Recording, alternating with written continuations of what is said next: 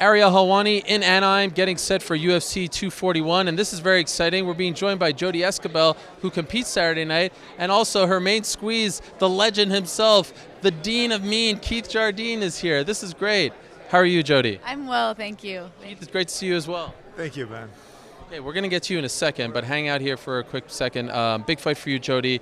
On a bit of a skid these days, do you feel like this is a must-win?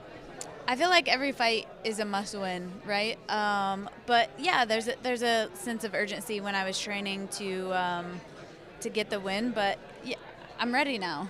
Okay. Yeah. Do you feel that pressure? Or do you try not to focus on it? I think extra pressure is easy for fighters to do, and I don't. I kind of made that positive motivation for me, and then let that go. You know, that there's no need for extra pressure. I always want to win the fight, but yeah, do we need to win this one? Yeah, sure. I just think before I wasn't ready. Everything wasn't right, and I'm ready now, and I feel good about that. So you can look back at those other fights and feel like you weren't 100% prepared mentally, physically? Yeah, I guess. I'm thankful for those 3 fights, though. You know, it is the UFC, absolutely. However, my last 3 opponents are super tough, you know. And so I've gained a lot of wisdom from that. I've gained a lot of ring time from that in the UFC. Those fights went the distance, and they were all close fights. I've learned a lot about myself, and with those fights, I feel more ready than I've ever been. Keith, sometimes we hear fighters say this, best training camp of my life. Is what she is saying accurate? Do you feel a difference going into this fight for her? Absolutely, man. For people that know her, like the way she's grown for last 3 fights has been immense, man. Like she needed those fights to grow, to get to a different stage, to get to another stage, like platforms, getting up to where she is now.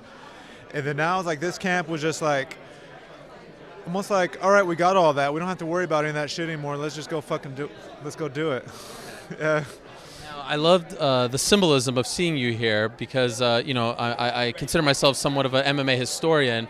September 2007, UFC 76, in this same arena, this man defeated Chuck Liddell in the main event. It was a great card. It was a big opportunity for you. I remember when that fight was announced, people were like, Keith Jardine, he can't hang with Chuck Liddell. You went out there and beat him. Yeah. And so I'm wondering, when you guys got this date and this venue, did you think of that? Did this cross your mind?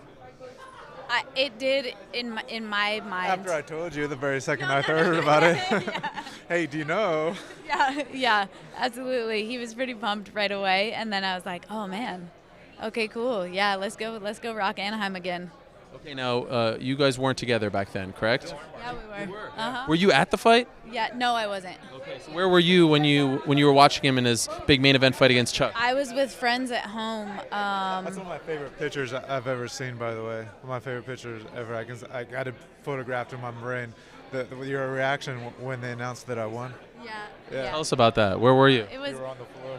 Yeah, I was on the floor in front of the TV, kind of just wiggling around. Actually, I was with Holly. We were watching the fights, and a real close group of friends, maybe 3 or 4 people, you know, nothing crazy, but I was exhausted. You know, I'm crying and laying on the floor in the picture, and you know, I waited a while and then sent it to Keith, and man, I remember it like it was yesterday, yeah.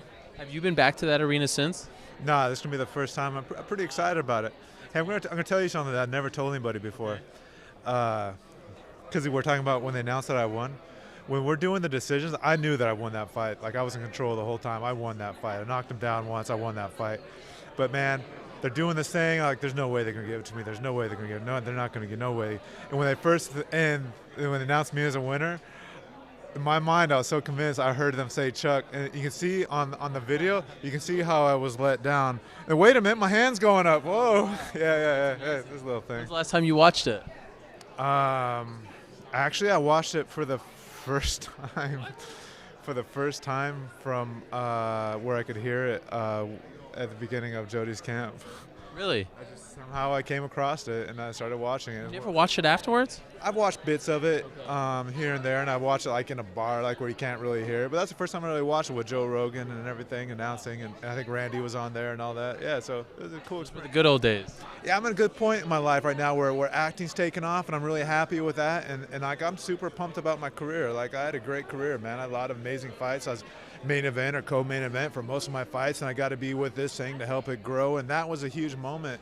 That fight, Forrest beat Shogun, and there was a reality show guy that had a big fight in that too. And it was like that was like when the reality show guys, all right, this reality show people are real, and the UFC's real, and they're beating all these legends of the sport.